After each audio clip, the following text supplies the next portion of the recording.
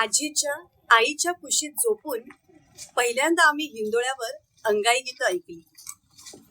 ह्याच हिंदोळ्याच्या साखळ्यांना हात धरून बालपणी आम्ही बडबड गीतं गायली. आमच्या ताईंच्या दादांच्या लग्नात ह्या हिंदोळ्यावर जोरदार गीतं गात त्यांच्या लग्नाची बातमी आम्ही गावभर पसरविली. रात्री जेव्हा आमचे घरचे बोटीवर प्रार्थना करत तेव्हा आम्ही हिंदोळ्यावर जाऊन त्याच्या वेंगेत झोपलो. गाव वाटणीचा आलेला लाडू ह्याच हिंदोळ्यावर आम्ही भावंडात वाटून खाल्लं. मग पुढे जेव्हा वयात आलो तेव्हा ह्या हिंदोळ्यावर बसून मैत्रिणींच्या कानात आम्ही आमची प्रेमगीतं कुजबुजलो. जेव्हा आमच्या घरातलं कुणी जग सोडून कायमचं निघून गेलं तेव्हा जितकं दुःख झालं तेवढंच दुःख तो हिंदोळा उतरवताना आम्हाला व्हायचं. आणि मग सासरी जाताना त्या स्तब्ध शांत हिंदोळ्याला बघून आमचं पाऊल अडखळलं. मग पुन्हा आम्ही माहेरी आलो आमच्या बाळंतपणासाठी. पुन्हा आम्ही आमच्या चिमुकल्यांना घेऊन हिंदोळ्यावर बसलो आणि पुन्हा एकदा गायलो आजीनं शिकवलेलं अंगाई गीत. आणि मग लक्षात आलं आपल्याला शब्दच आठवत नाहीयेत, आपल्याला चालीच सुचत नाहीयेत. मग या मधल्या काळात नेमकं काय घडलं?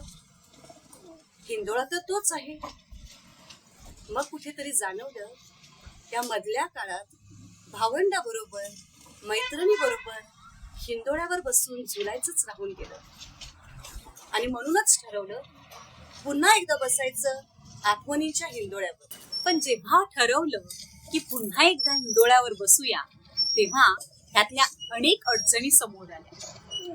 असं सांगितलं जातं की भाषा प्रत्येक मैलावर बदलते आणि आमची ही कुपारी बोलीभाषा तर प्रत्येक गावात बदलते.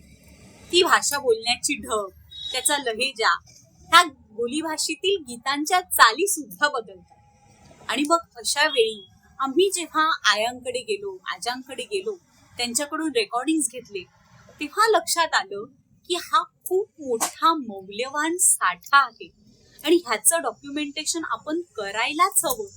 आणि म्हणून एका नव्या उमेदीनं आम्ही तुमच्या समोर ही गाणी घेऊन आलो.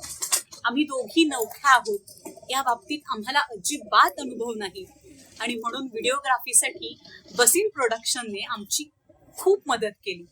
आम्ही शेतीवाडीत गेलो, प्रत्येकानं आपलं शिवार आमच्यासाठी मोकळं केलं आणि आज आमचा व्हिडिओ पाहणारे प्रत्येक व्ह्युअर्स तुम्ही आम्हाला इतकी साथ देत आहात आणि आम्हाला इतका सपोर्ट करत आहात.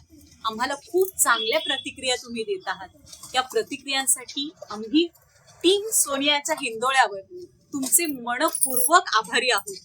तुमची साथ, तुमची सोबत आम्हाला अशीच नेहमी द्या. तुमचे आशीर्वाद असू द्या. आमचं काही चुकलं तर आम्हाला नक्की सांगा, हक्कानं सांगा. आम्ही तुमच्याच मुली आहोत. त्यामुळे आमच्या सोनियाच्या हिंदोळ्यावर ह्या प्रयत्नांना तुम्ही नक्की साथ द्याल अशी आम्ही मनापासून अपेक्षा बाळगतो.